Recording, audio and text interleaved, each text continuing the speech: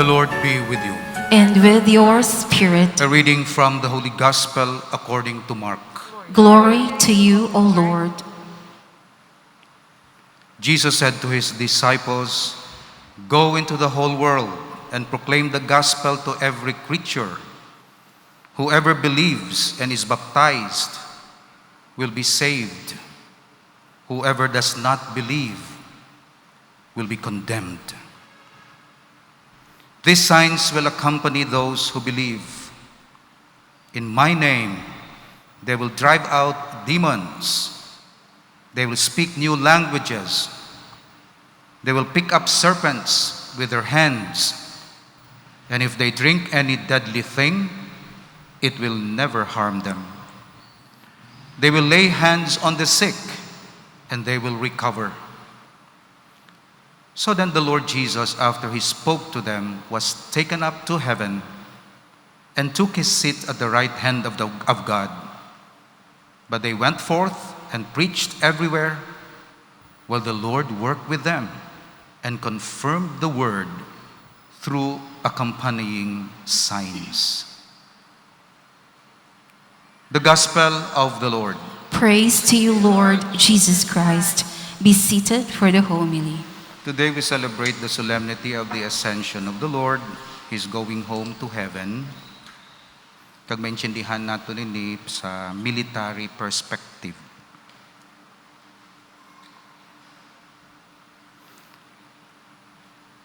May kontra diri sa kalibutan, panulay. Hindi madaog sang tao ang panulay kay mas alam ang panulay. Kay mga fallen angels sila. Kagang angels next to God. Above man, but below God. Hindi madaog sang tao ang panulay, perdi siya perme, ginatentar siya. Kaya ang panulay mismo nakasulod na sa heart sang tao through sin. Kaya may 7 powers siya sa tao: pride, avarice, lust, anger, envy, sloth. Sa pagkamatuod, hindi ini gera kaangay sa Israel kag Palestine subong. External manifestations na nasang gera nga may spiritual dimension. Hindi maperdi sang tao ang panulay sa gwa kung hindi niya maperdi sa sulod sang iya tagipusoon. Hindi mo ma-overcome ang expressions of sin outside kung hindi mo ma-overcome siya sa imo heart. Kay oftentimes ang strategy sang tao i-overcome niya ang sin and expressions of sin outside of himself.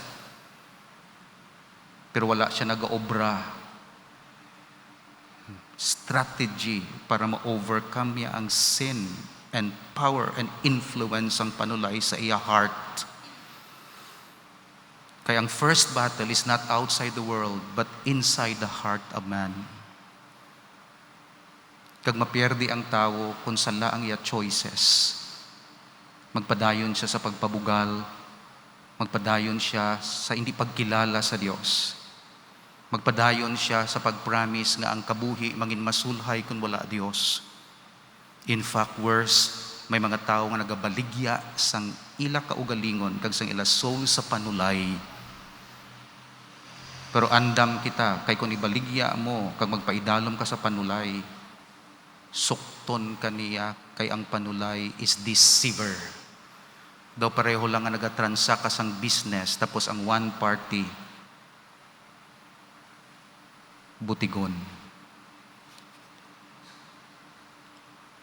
Because the panulay is the prince of lies. Promesahan niya ka sa atubang kanami sang bunga sang kahoy. Kag handumon mo nga kuhaon kag kaunon. Pero sa sulod sang bunga sang kahoy is poison. Externally ginapaint siya nga maayo. Pero sa sulod, deception.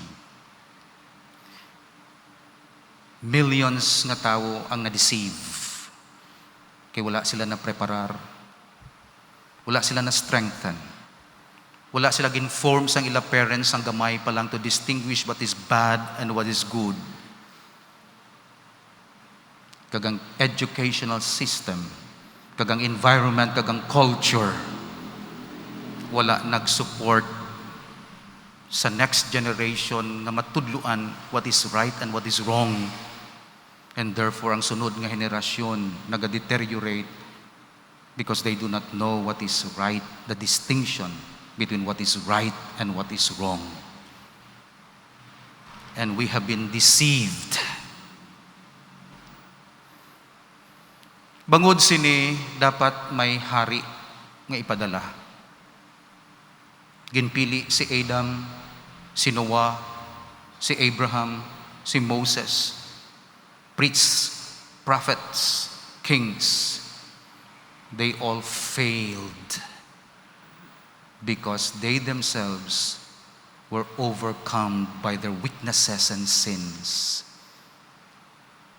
Adam sinned. Abraham failed. Moses failed. That's why ang Santissima Trinidad, daw gina-imagine ko dito sa langit, naga-istorya. Anong himuon naton? Pierde ang tao sa fallen angels. Kaya ang fallen angels wala nagauntat sa trabaho. Pero ang mga tao nagatulog. Ang iban indifferent sa ila faith.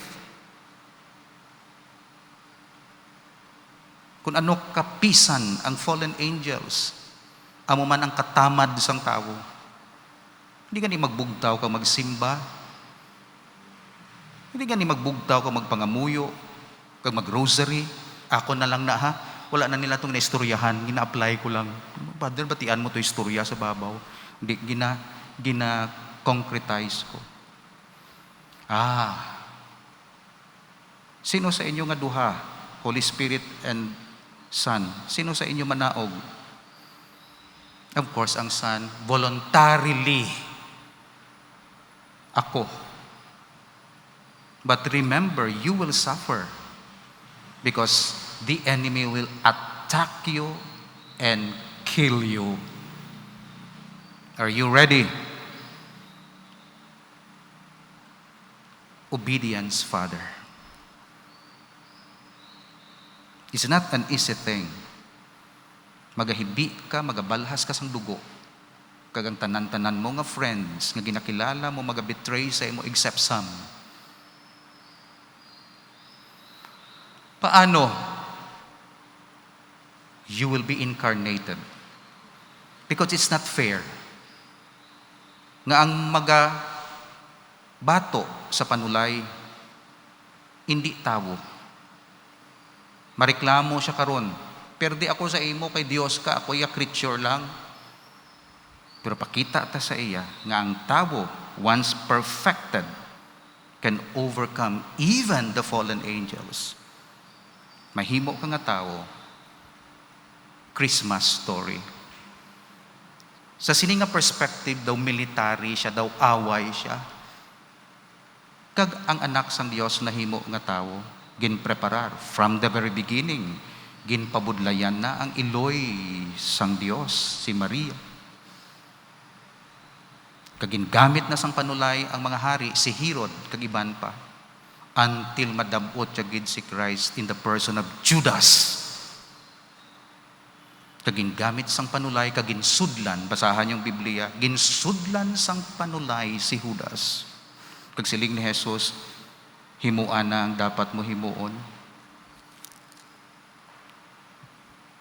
God, by a single case, in the Garden of Gethsemane, ginbetray ining anak sang Dios. Napatay, pero wala siya ginpilit, kundi bugos nga ka willingly nag-offer sang iya life as representative of humanity. So wala lang siya nag-offer sang life as a person, individual person, kundi gin-assume yang humanity. Kag daw nagasiling siya sa panulay, I am now fully human being, mag-undergo ako sang pag-antos sang tao except sin. Naghibi si Jesus. Nasakitan sang buot si Jesus. Tawo. Luwas lamang sa sala. Ginhalad niya iya kaugalingon, napatay. Abisang panulay, naperde niya, kinapatay niya ang representative sang tao. Pero ikatlo ka adlaw na banhaw. Patapos siya mabanhaw, nagstay pa siya 40 days antes magpauli sa langit. That's why nag-appear siya sa mga apostles to assure them, daog na kita, believe lang sa akon. Ang magapuo sa akon, mangin madinalagon. Gining-power niya yung apostles ka nagsiling, di ka mo masubuan, malakat na ako dugay-dugay. Di na ninyo ako makita. Lord, hindi ka maglakat, di kami pagbayai. Malakat ako. Kaya kung hindi ako maglakat, kang magbalik sa amay, hindi mapadala sa inyo ang another advocate, which is the Holy Spirit. Tapos na ang akon assignment diri sa duta.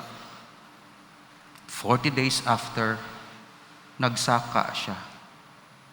Victorious over sin and death. Pagsaka iya, amo na ning ascension. Wala na kita kabalo kung ano ito natabo sa langit. Pero nag-express kita sang aton faith. He ascended into heaven and seated at the right hand of the Father. May military understanding ini. Kay ang Son naging padala sa gera, kag naging conqueror, victorious, magapauli sa balay, pilason, damo nga soldado, kag kulang ila provisions, whatever. Kag ang mga tao nagalinya sa street, kag nagapamalakpak. That's why amo ini ang aton responsorial psalm. God mounts His throne to shouts of joy, a blare of trumpets for the Lord. All you people, clap your hands, shout to God with cries of gladness, for the Lord, the Most High, the awesome, is the great King of all the earth. God mounts His throne and shouts of joy. The Lord, amid trumpet blasts, sing praise to God, sing praise to our King, sing praise. For King of all the earth is God. Sing hymns of praise. God reigns over the nations. God sits upon His holy throne. Wala pa nag-ascend si Jesus. Psalm ini, almost 2,000 years or 4,000 years ago, na-predict na, nahambal na. That's why nagapasulod ang hari, ang Son, kay ang emperor dito sa iya trono. Kaya nagapasulod siya. Ina-imagine ko may kabayo, kag kung ano dira. Pero may mga pilas, may mga bandage o ano dira. Sulod. Palakpak mga tao. Safe ang empire. Tungod nangin madilagon ang anak sang hari. Kagara siya sa dalom. Kagang emperor sa ibabaw. Kamagasiling siya, anak, saka kadiri. Kag may steps. Kag ipakilala sang emperor ang iya bata. You see, ready na siya mangin emperor. Pungko ka sa akong tuo. And starting today, you will rule over the kingdom on my behalf. You have been tested. Nangin madinalagon ka. And every knee on earth shall bend to worship you. This is the meaning of the ascension of the Lord. Nagsaka siya. Nagbalik siya sa balay. Kung balay nga perspective, family nga perspective, mas matahong pagid. Nakapauli siya nga wala maano. Kag may selebrasyon, ponsyon, kay ang anak naging padala, representative sang tao. For thousands of years, we are looking for representative, for president and leader. Now, Jesus is the leader and the King of the universe. victorious over sin and death, the root of all evils in the world. That's why ang mga hari sa kalibutan, hari sila, kay makonquer nilang poverty, very good. Kay ma-overcome nilang famine, bangod sang ila diligence and goodness, very good. Pero hindi nila ma-overcome ang sin. Sino nga hari diri ang naka-overcome sang iyap sin? Wala. Si Jesus lang. That's why si Jesus among pinakamataas nga hari.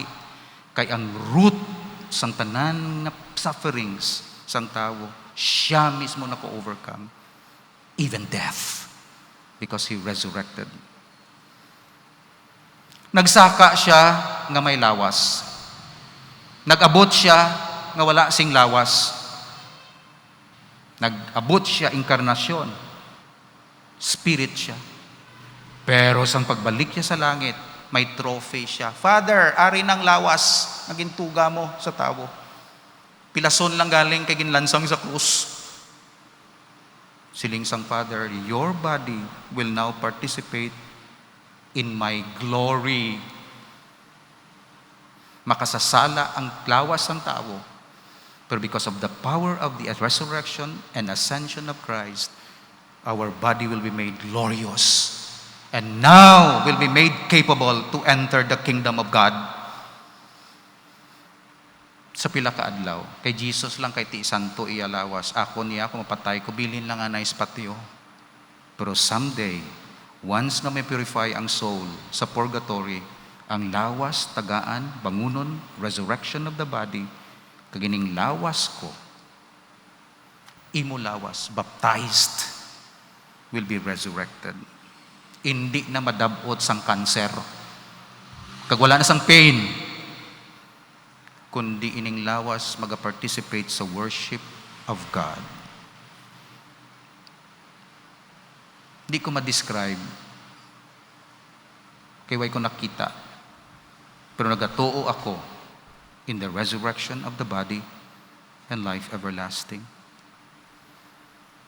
Sang dito na si Jesus sa langit, siguro siling sang amay, okay, sino mapadayon sang obra? Ang church. Father, ang church, because I made them my body, the mystical body of Christ. The church, the people. But they don't have the power like you. We will send the Holy Spirit. That's why, sa pagsaka ni Jesus sa langit, 40 days after the resurrection, arada sa Biblia, 50 days after Pentecost, kaginpadala ang Espiritu Santo sa mga believers to baptize them. You will be baptized in the Holy Spirit. Baptism is this. Ang solid, ilubong sa liquid. That's baptism. Ibabad. I-marinate. That's why ang isa ka believer, ginababad siya sa Espiritu Santo. Agod ang sabor sa Espiritu Santo, ang kolor sa Espiritu Santo, mag-permeate sa iya soul. Kang mangin pareho ang iya kolor sa Dios, ang iya attitude, ang iya disposition, and God will dwell in him. That's why amo nang hambal ni Kristo. Hindi ka mo magkasubo. Malakat ako. Hindi ka lang maglakat. Hindi pwede. Kaya kung hindi ko maglakat, hindi ninyo mabaton. Ang another advocate, mas maayo nga maglakat ako. Kag magbalik, agud mahatag sa inyo ang another advocate, the Holy Spirit. That's why next Sunday we'll celebrate Pentecost. Kag ang Holy Spirit nagapabilin sa tao. Kag ang tao nagabaton sini through the 7 sacraments. Kag ang Espiritu Santo amo naga-strengthen sa simbahan. Tuod gid man bala nga Espiritu Santo ara sa aton o iban nga espiritu? Tuod gid man bala nga ang espiritu ara sa simbahan bilang lawas kag ang kalag amo ang espiritu sa inyo asosasyon? May Espiritu Santo gid man bala sa aton asosasyon? Sa aton balay, kay mga baptized kita. Sa aton community, o kung lain nga espiritu ang nagapabilin. Lain espiritu ang nagbunyag sa aton. Pero arang Espiritu Santo, kay gin-promise na sa aton. That's why ang Espiritu Santo, iya subong era, iya subong period. Natapos na kay Christ, kag Espiritu Santo. Kag padayon ng Espiritu Santo sa misyon ni Kristo. Anong misyon?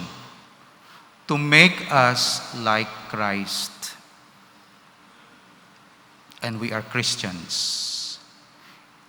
Na isa lang si Jesus, pero bangod sang Espiritu Santo, nagdamo ang mga Jesuses. Isa lang kabinhi. Pero matapos siya mapatay, namunga siya, kag nagdamo ang binhi isang palay, 30-fold, 60-fold, 100-fold. That's why we call ourselves Christians, because the Spirit of God is in us, and we should continue the work of Christ to proclaim the gospel and to make other people like Him, not against Him, but like Christ. So isa lang ang anak sang Dios, si Jesus. Pero gindamo na niya kita kay mga anak kita sang Dios. Adopted. Paano? Paagi sa paghatag iya sang Espiritu Santo sa aton. Kag gina-maintain inang Espiritu Santo sa aton through the 7 sacraments. Confirmation, Holy Eucharist, marriage. Kag kung magwa ang Espiritu Santo, in other words, sa aton disposisyon, we have the confession. Agad maintain inang Espiritu Santo sa aton kabuhi. And we have the devotions, and we have the almsgiving, and we have the spirit of charity, and the spirit of wisdom, and the spirit of understanding, and the spirit of counsel, and the spirit of piety, and the spirit of fortitude. And we have the gifts of the Holy Spirit, joy, generosity, etc. The Holy Spirit ara around us and in us, and we have been baptized, immersed, permeated, marinated in the Holy Spirit. And because of the ascension of the Lord, na-unleash ang Holy Spirit, and we now enjoy the power of the Holy Spirit. Next Sunday, of course, we meditate on Pentecost, kagamo ng action sa Holy Spirit sa aton.